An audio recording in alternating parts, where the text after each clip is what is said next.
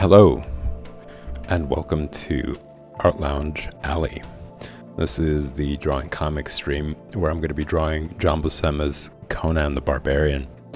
Before I jump into it, I would like to share with viewers who are seeing Art Lounge Alley for the very first time my Patreon page. There's some exciting tiers on there that I think will be of interest to some of you. So let me just jump into it and show you guys. This is it right here. You guys can check it out. It's listed with all the other social media platforms on the Twitch channel. I just want to give you a brief overview here. I highly encourage you guys to read through it. There's some important information for each tier. You can also check out the video that I made specifically for the Patreon page launch and a schedule change. It's named Patreon page launch and schedule change in the collections section of the Twitch channel. So just to jump into it, I'm going to try to make it as brief as possible to start the stream. Tier 1 is the official patron tier. You get access to the Discord server, which allows everybody from all social media platforms to come together and share ideas, thoughts, and expression. Your name is going to be listed in the credits. That's right. I'm going to start doing credits once you guys start pledging at the end of the stream, and I'm going to have your name listed there as well. And you'll also be part of the patron-only community. Tier 2 is all access patrons. So for $5 per month, you get all the previous tiers benefits, plus having early access to finished pages and exclusive content. Tier 3 is the critique submissions tier. It's $15 per month. It allows you to submit work to be critiqued. I'm going to be doing critique streaming on Fridays for 2 hours basically, so it's going to substitute any of the streams you guys have been seeing on Friday, and it's just going to be dedicated to that. So when you guys submit it, I'm going to be doing a live critique of your work, giving you some tips and tricks on where you can improve. You will also have an opportunity to promote your social media. So if you have a DeviantArt or Instagram or some popular social media link, send that in as well, and I'll include it in the stream while I'm critiquing your work. That'll allow more people to see more of your work and see what else you got cooking. And then we got the Kickstarter patron tier. So for $25 per month, you will have a high resolution digital painting done of you, and that I will send you once it's finished, and you could do whatever you'd like. Make it your social media profile, send it to somebody that's close to you. I encourage you guys to wear masks, makeup, glasses, expressive face expressions, hats, and accessories. It's not required, but I think it'll make the stream more fun. I think it'll make the portrait more fun. But you could just send me a simple photo of you from your head down to your chest, and I'm going to be doing digital painting of that on stream. And that's going to be on Thursdays. So I'm going to substitute everything that you guys have been seeing on Thursdays with this Kickstarter patron stream. And that's going to be for 2 hours where I'm going to be doing that. I'm going to be painting a high resolution digital painting. So you get that plus all the previous tier benefits as well. Next, we got the Tier 4 artist promotion tier, and this is mainly for intermediate and advanced artists who want to promote their work, who want to gain more followers, want to expose their content to more people and share their points of view and expression. And it's not limited to illustrators. As you guys could see, it is open to all form of art. So if you know somebody who's interested in promoting their work, you know somebody who's interested in being part of an artistic community, share the link. Tell them about Art Lounge Alley. Then we got... Right, so for that you will get 5-minute airtime. It requires a 5-minute video to be submitted of all your work. There's some tips here. If you guys read through it, some ideas on what you could do to send in that video on. You could just use iMovie or screen record some stuff to send, but yeah, there's some more important info on here, so I highly encourage you guys to check that out. And then finally, we got Tier 5 private tutoring. This is for all skill levels, so beginning beginners, advanced, intermediate, whatever it is, this is an opportunity for you guys to have a 30-minute video sent to you every week, helping you improve whatever it is that you're working on, giving you some tips and tricks, and a personalized video just for you to study from, to get better understanding of ways that you can improve your drawing. I will also send you the PSD file that I'm going to be working on top of the work that you submit, so that you can explore it at your own pace, study it, use it for whatever. There will be homework. I want you guys to get the best out of the 65 per month pledge, so I'm going to be assigning some stuff for you guys to do to improve, to get even better, and to have material to work on throughout the week. And as I mentioned plenty of times through the streams, one day is just not enough. You got to practice pretty much at least 3 times a week. I mean, once is better than nothing, but if you really want to see some gains, 3 times a week at least, if not every day. Spend 30 minutes every day just drawing. That would be excellent. The more you do it, the better. So yeah, the homework is going to just help you guys continue and stay motivated and keep working on stuff. You'll also get a private Discord channel dedicated just for you. It's limited to 15 people. This tier is only open to 15. So every single person who pledges to this tier is going to get their own personal Discord channel between me and them. And that way you guys can send me comments, you can leave me questions, you can leave me progress of your work, and I'll write you back, or I'll talk about it in the next video that I send you.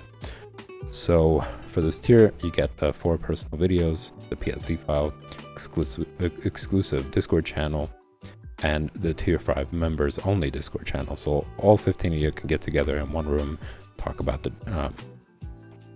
the stream, talk about whatever, really, and get to know each other and create an interesting community. And you also get all the previous tier benefits.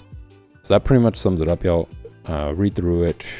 If you have any questions or if you have any comments, feel free to ask me. I'll be happy to answer them. And yeah, with that said, let me jump into what I'm going to be doing today. That should be interesting. This is it. This is John Buscema's work. It is Silver Surfer, the origins of Silver Surfer. I've got a collection of his work. Just want to quickly give you guys a little browse there. But this is a favorite character of mine. I haven't read through all of them. I have so many different issues that I have yet to catch up to all the Silver Surfer ones, but I do like this one. This one is really interesting. It just starts off with Silver Surfer saving a life and then seeing what happens, in that time, in that era. And it's kind of similar to now even, people's paranoia, people's confusion, and this like competitiveness and aggressiveness kind of blinds them from seeing a good deed that's being done. And this is what's really going on here. He saves this guy who was about to drown, and in return, when he brings him back to the base, everyone's so freaked out by him that they start thinking of him as a threat, and they start firing missiles and shooting him and trying to get him down and all this other stuff. And people don't know how to react to it. And he's confused because he's like, I just saved somebody. I just saved one of your soldiers, the ones that you guys are supposed to be having your back, like you guys are supposed to be looking out for each other. And here I am saving this guy, and in return you guys are trying to like kill me basically, which is so crazy. And of course you got these politicians who are just looking at it as an opportunity to create more chaos for themselves, to work around, more drama for them to get involved in and do all sorts of crazy things for ego trips. And you could kind of see it in that panel. He has this smug face on him where he's like scheming different ways to create problems for somebody else basically. And that's what he's saying. He's just like, I'll just ignore it, let somebody else handle it. and that just creates more and more problems. And then, you know, he goes into just thinking things like he just doesn't understand what is up with these humans just trying to destroy everything, or just completely brainwashed by power and glory and all this other stuff. And he's just perplexed by it. You know, he's not brainwashed by that system. He's not brainwashed by any of those values and principles, and he's just kind of seeing things in like this fresh perspective, in a sense. And he's this like powerful being, really. He's capable of doing so much, and yet he's just not interested in actually exercising it the way that, for instance, these politicians and so on and so forth are. But I just think it's such a great comic book, you know, especially for its time. I think, you know, kids having to read it, and then he asks all these like philosophical questions and just kind of makes people wonder about the nature of things and how the system is. And I think that's such an important thing, especially for younger kids, to actually get involved in that and start thinking for themselves, so they don't become those brainwashed puppets for these narcissistic, crazy people who use them for ego trips, basically. You know, you got these soldiers who go out there and kill themselves for somebody else's command. That's insane. You know, people are sacrificing their lives and not questioning whether that person is sane or not, and just going out there and doing it. You know, you think about like any of the wars that are going on now. It's not actually the leaders doing it. It's not like you got them out there, you know, pressing buttons and sending out missiles. It's soldiers, it's other people who are basically doing those biddings. They're getting brainwashed to think that that is the right choice, to go and kill somebody for a total stranger. You know, they're killing civilians, they're killing all sorts of just, you know, I don't see a difference between that and a murder. Like, people are like, oh, this guy needs to be locked up and put in jail for 30 years or 300 years or whatever. He's a menace, he's a killer, he's so on and so forth. Meanwhile, they're soldiers, and people listening to somebody who tells them to go out there and kill other people. That's the same thing. You're still a killer, you know? I don't think it's right. I don't think it's good. And a lot of these soldiers are innocent. They don't really understand that. That's what I mean. It's like they're brainwashed to think that their actions are right. You know, or that there is like this incredible threat that is so on and so forth. Meanwhile, it's just a paranoia and ego trip and power trip of one person or just a group of people. Anyways, yeah, that's basically like the episode, in a sense. You know, he's just not comprehending how ridiculous it is. And you also get to see the creativity of John Buscema's work and these really cool shots.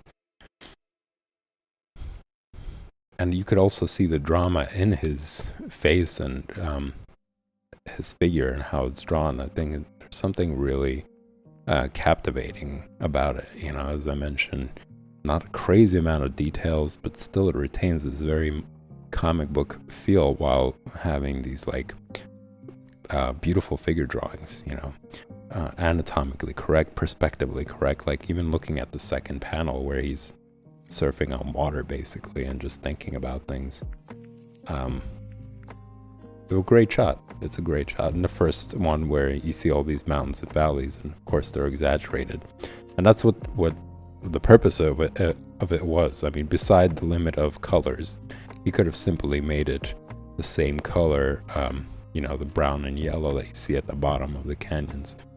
He could have made it throughout the entire image, but they chose these lavishing colors to just go along with what he's thinking about. You know, he's talking about living a virtual paradise, basically, just being in paradise. And the way that it's illustrated, it's having these lush colors in the background, kind of adds to this idea that he's talking about. And I think that's clever. I think that's a good way to do it, despite it not being realistic. You're not going to see red mountains like that with incredibly yellow mountains in the background. It's obviously for dramatic effect. And the same thing with the fourth panel. It's also very dramatic gesture and face expression. that just kind of talks about this, like, what is going on here?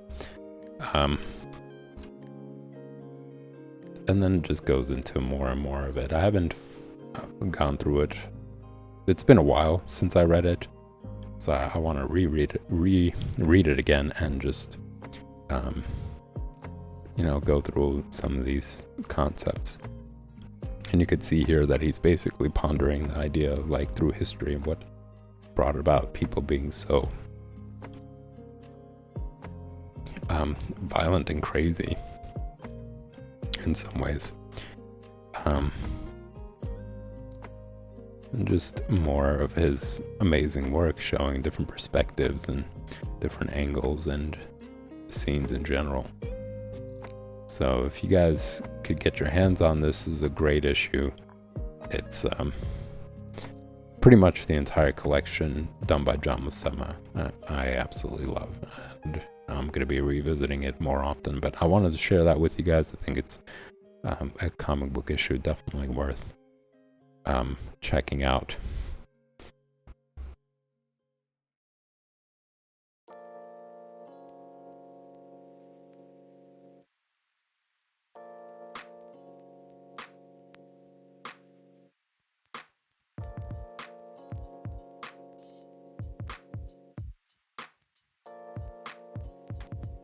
So with that said, y'all, let's jump into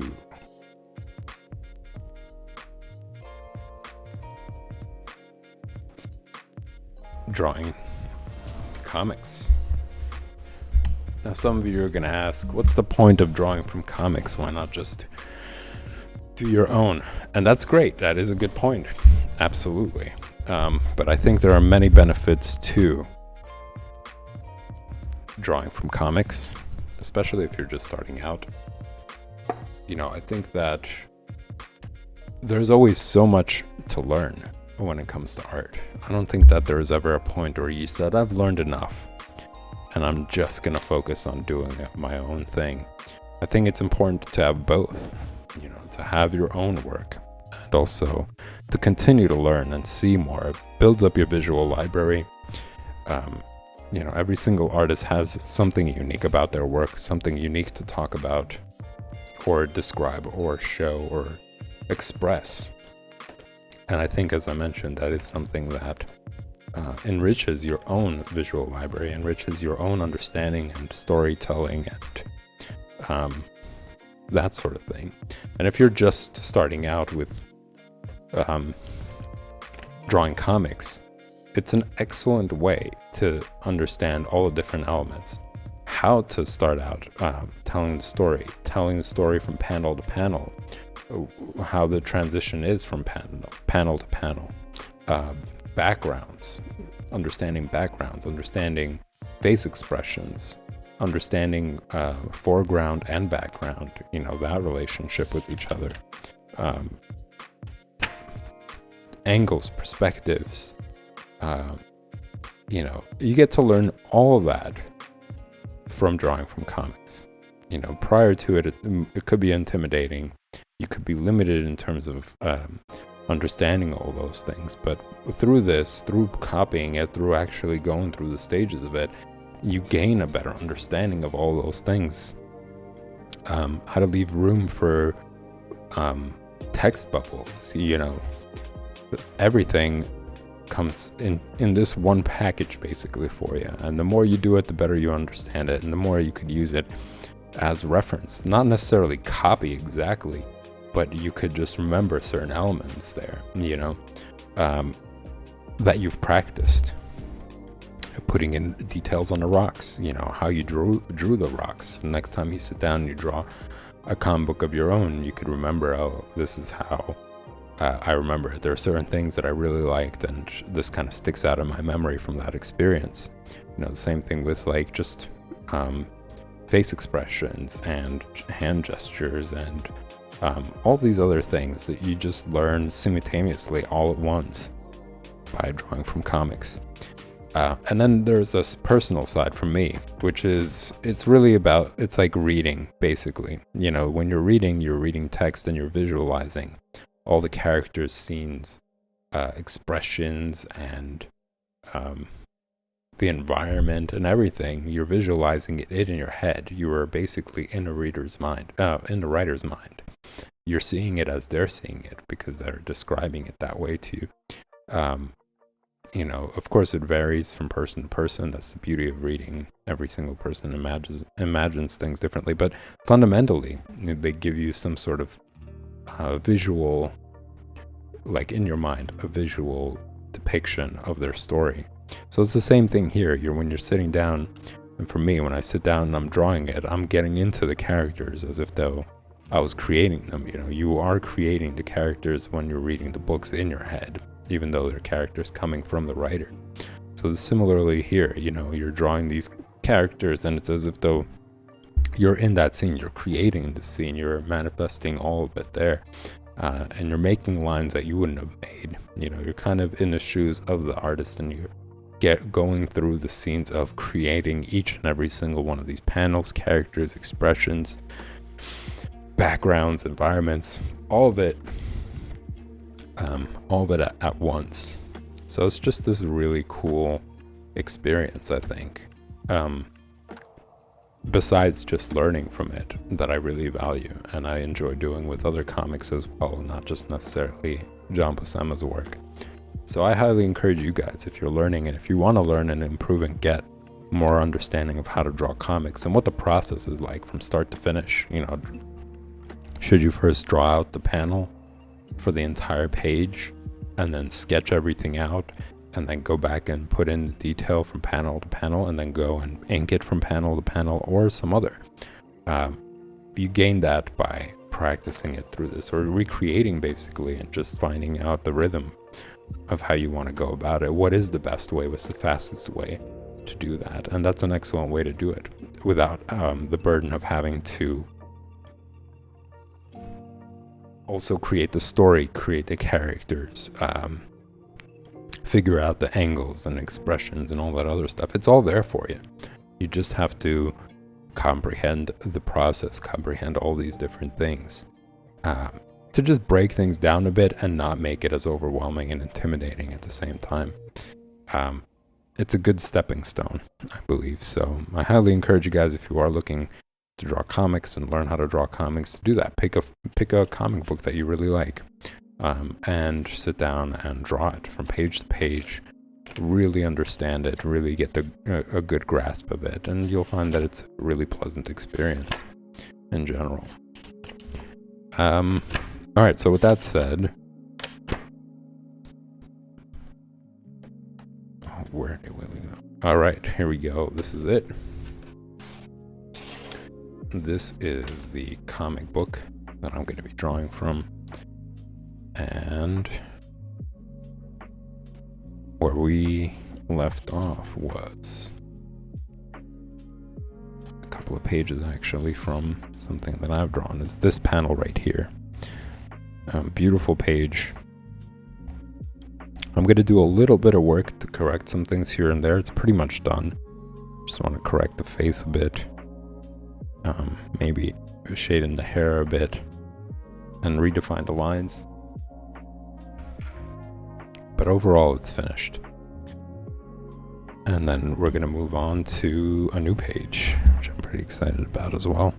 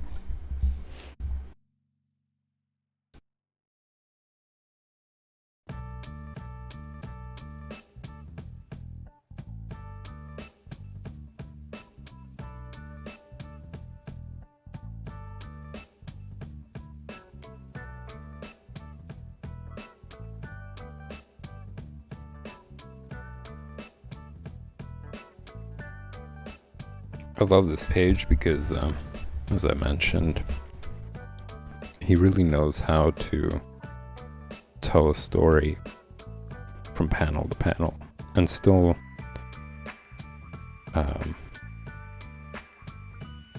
maintain some drama in there, maintain the intrigue. Like, you're seeing this scene where it almost seems like it's impossible for Conan to get out of this. He's crucified on a dead tree with all these vultures hovering around in the middle of nowhere. Absolutely no sign of life.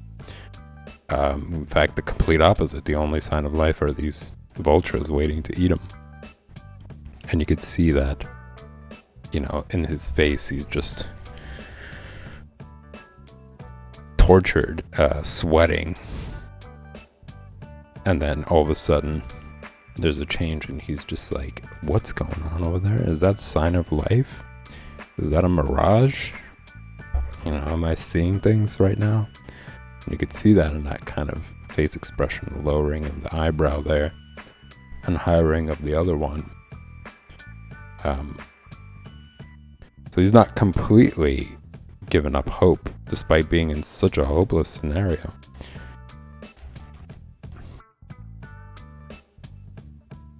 And then you get to see how that gradually grows to a face of a friend. You know, I think that's such a cool way to deal with that scene.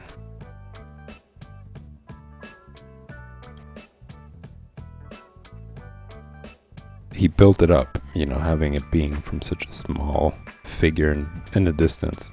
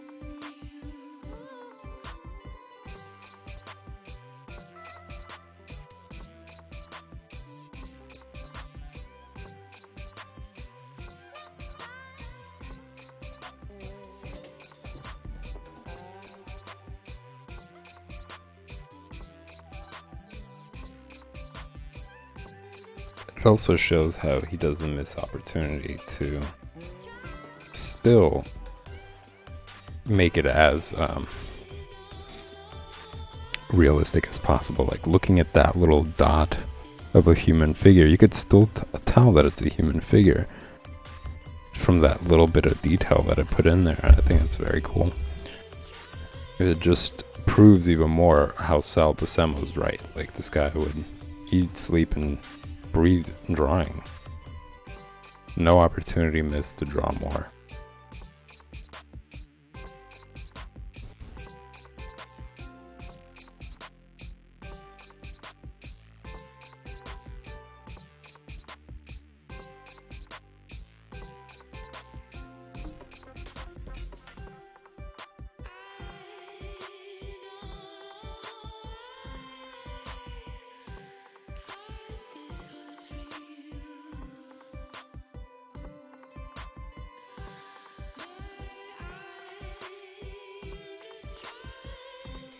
I think I gave him too much hair.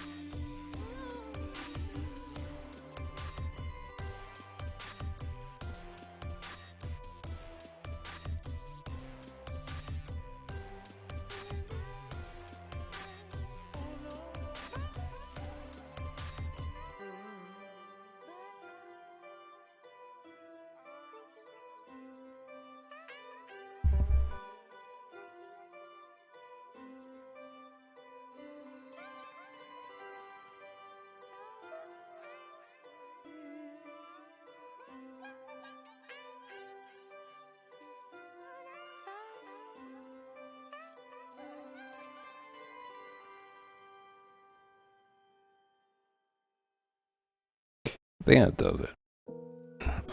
I feel pretty satisfied with this. Yeah, I'm not looking to do exactly as John Buscema does it, because I don't even think that's possible.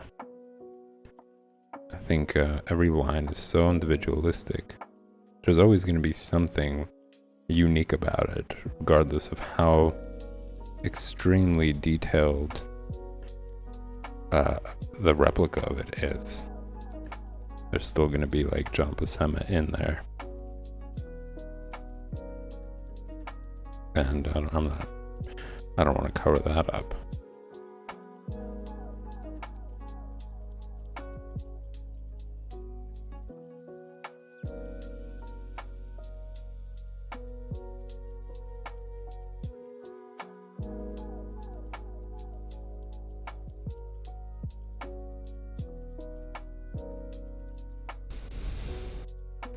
All right, let's move on.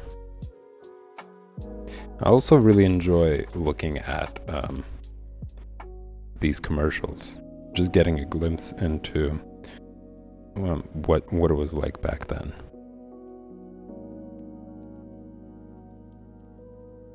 And this is what commercials were like. I mean, TV wasn't as popular. Well, 1982, I'm wrong. It definitely was very popular back then, and this is just another way for them to advertise.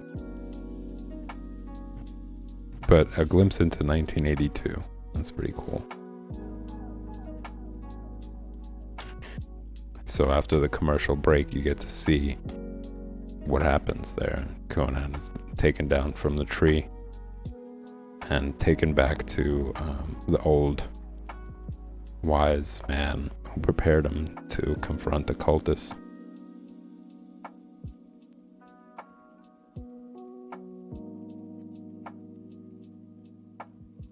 The wizard, basically.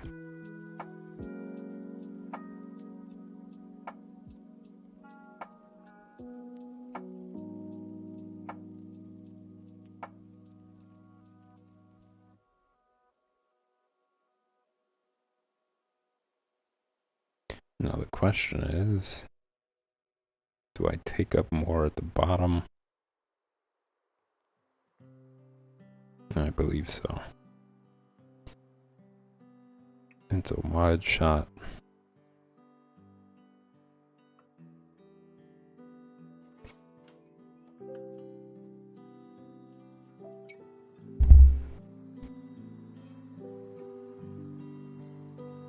Gonna sketch out the panel real quick.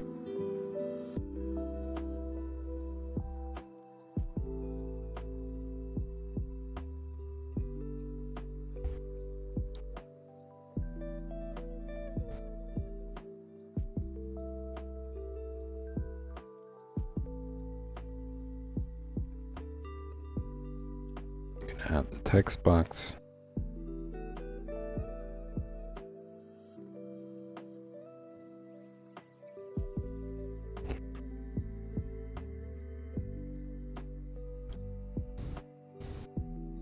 And I'm going to draw from background to foreground. So I'm going to draw the background out first.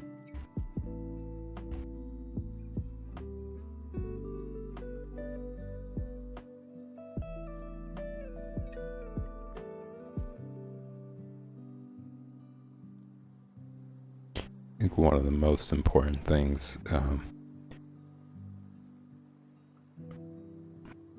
just one of the many most important things, is paying attention to the angle of the subject that you're drawing. So whether it's a human face or a background, just paying attention to how tilted it is makes a world of a difference, especially when it comes to face expression.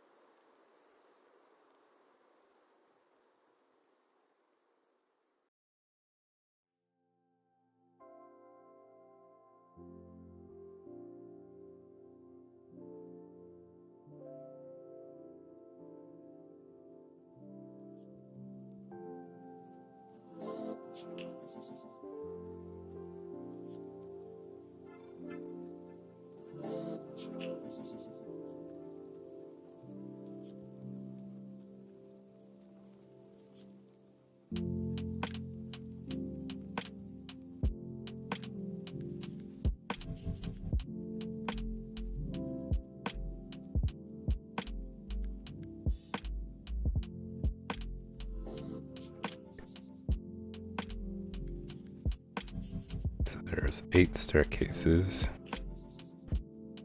Trying to make sure.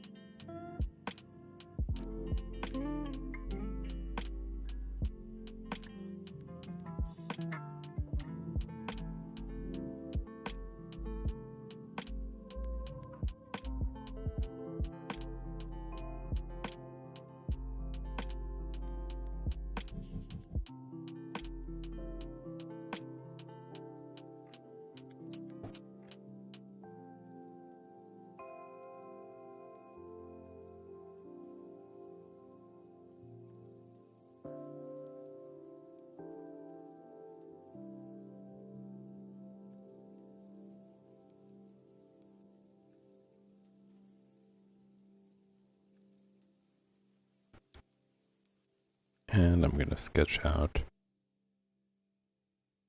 the figure, or figures rather.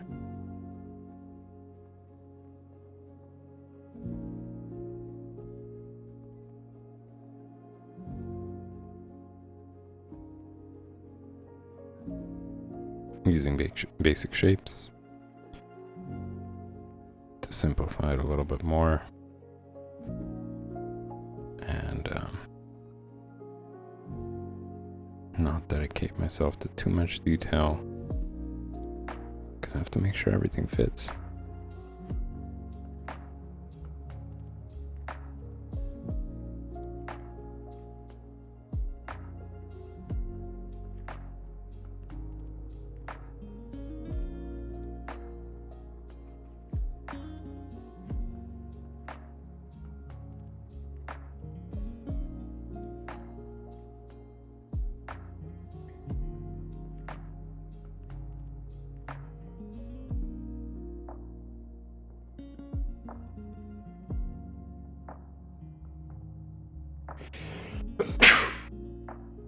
Woo.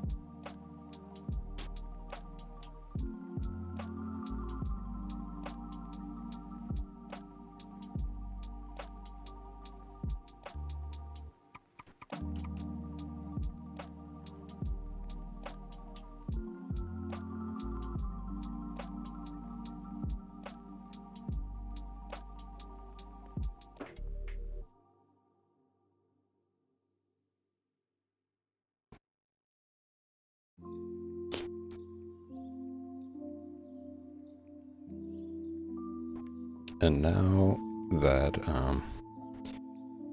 that I gave myself some parameters to work within, I'm going to try and flesh this out more.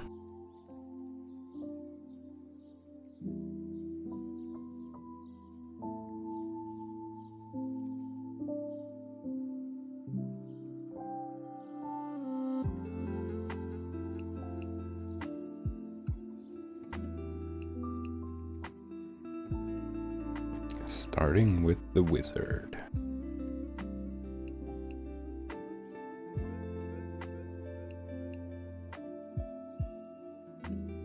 Or so he says.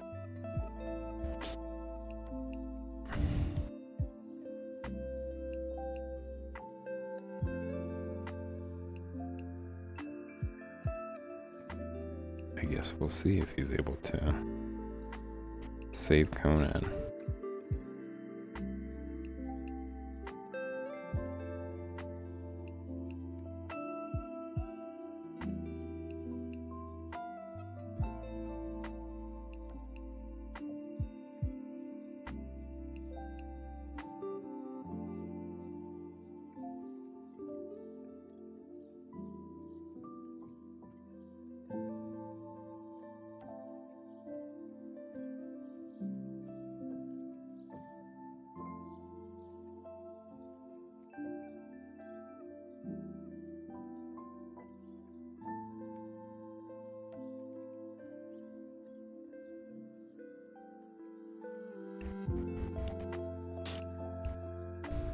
This is slowly getting into territory that I haven't drawn yet. Because some of these panels I already did. Like for instance, I drew this guy before, and I drew, I'm going to say this panel, this, and actually, yeah, all these, the 6 pages, the 6 panels here I've drawn, but the other ones I have not yet. There's some panels here that I've drawn as well. And they're in this book here.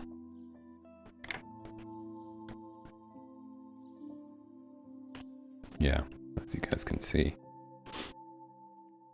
And just to show y'all some progress. The goal is to draw pretty much every single panel in the book.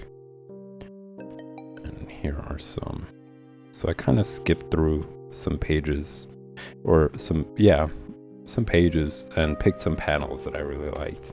Like this was a lot of fun, and it turned out pretty good as well. Alright, and if I could find it. And this is also present in the next few panels. There you go. This one, and that one as well. But I know I drew the other one here somewhere. Unless it's a lot earlier. Yeah, I think it's earlier. If I can find it, where are you? There you go.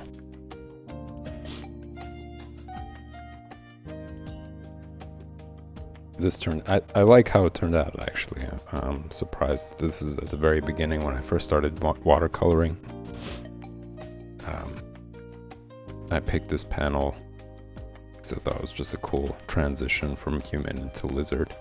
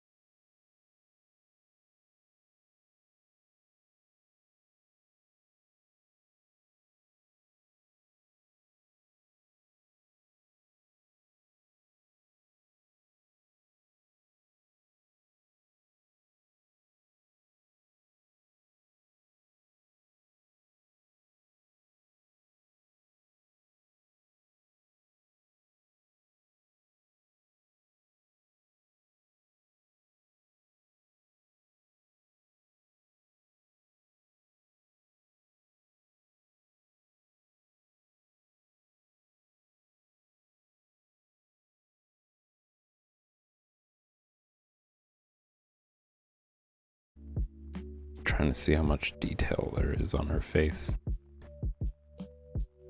I'm just seeing John Buscema's work when it comes to like really small panels or really small figures.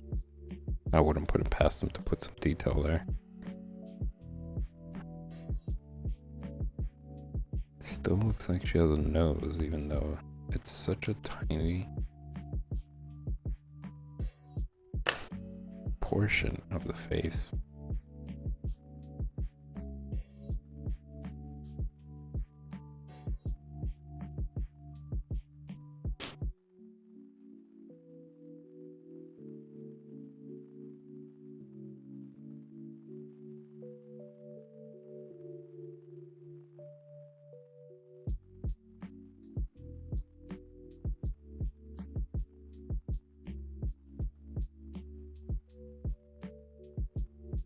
A little dot to indicate lips.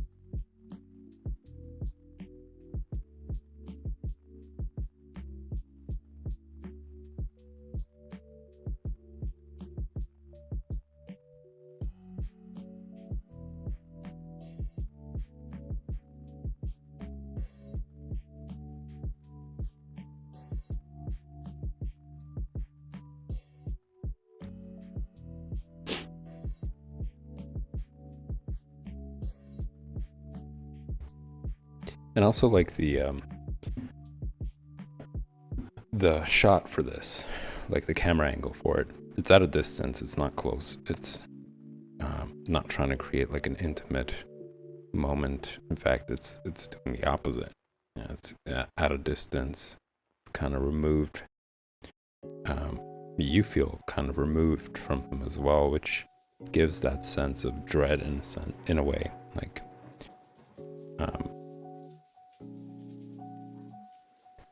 it makes you feel more distant, which adds to the drama of the scene.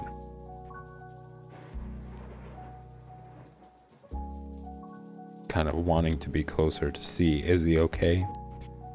But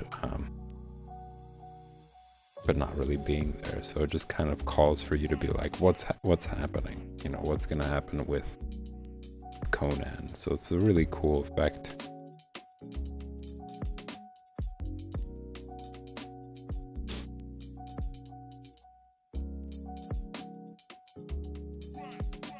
I want to say that it was done with intention and it wasn't just for you being able to see the characters.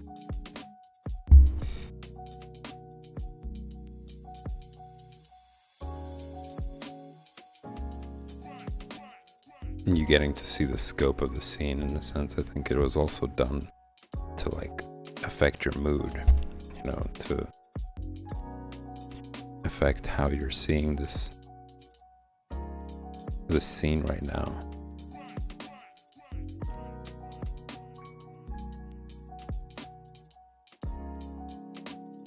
To like affect your emotion.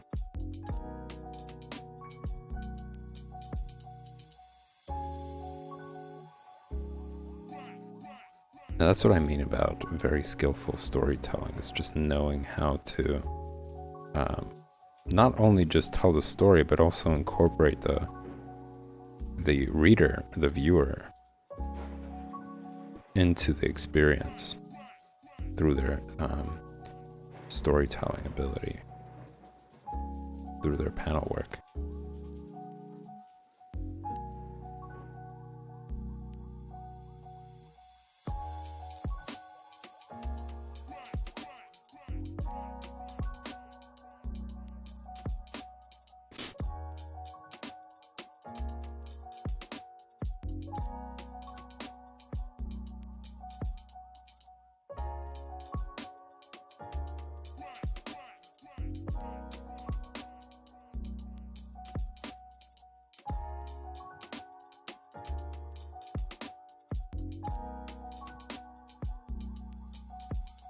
Well, ladies and gents, unfortunately,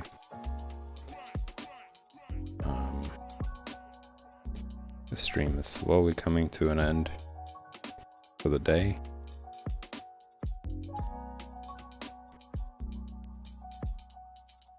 This is going to be the last of drawing comics for the week, as I will be streaming other streams throughout the week. But if you guys would like to see more of drawing comics, leave a comment, leave a request, and then I might be streaming it later during the week, or just do it more often. Because right now I'm predominantly doing the project stream more, just because I want to get more of my personal work out, which you guys can catch tomorrow and Thursday, and probably Friday as well. So Tuesday, Thursday, and Friday. Wednesday I'm going to be coloring comics. So I'm going to be back to Conan the Barbarian, but instead of drawing new panels, I will be coloring old ones. Last week I've just predominantly been inking them.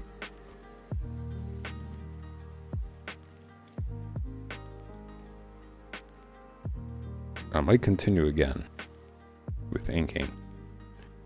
Hopefully to get one panel inked and then move on to coloring in the same stream, which would require less Patreon promotion. So I'm trying to fine tune it so that way it doesn't take up a lot of time, but at the same time get new viewers familiar with it.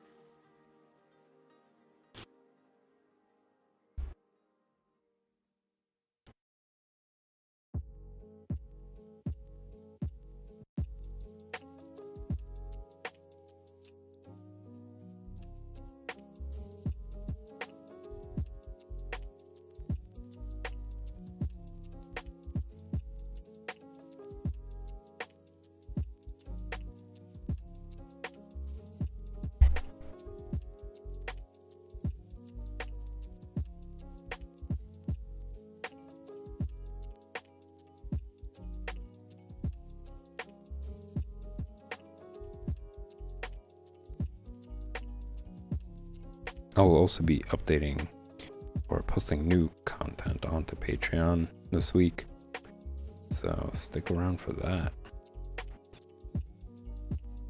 by signing up for social media and tuning in by subscribing, getting notification when I'm live streaming, so you guys can also stay up to date on what's going on.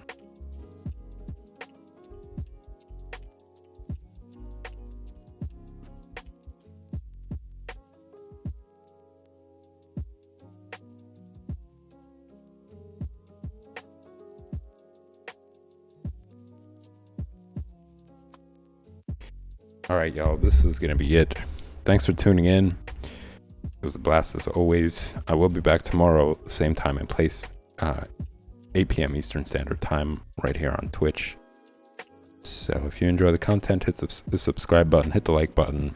They both help the stream grow. And I will see you guys tomorrow.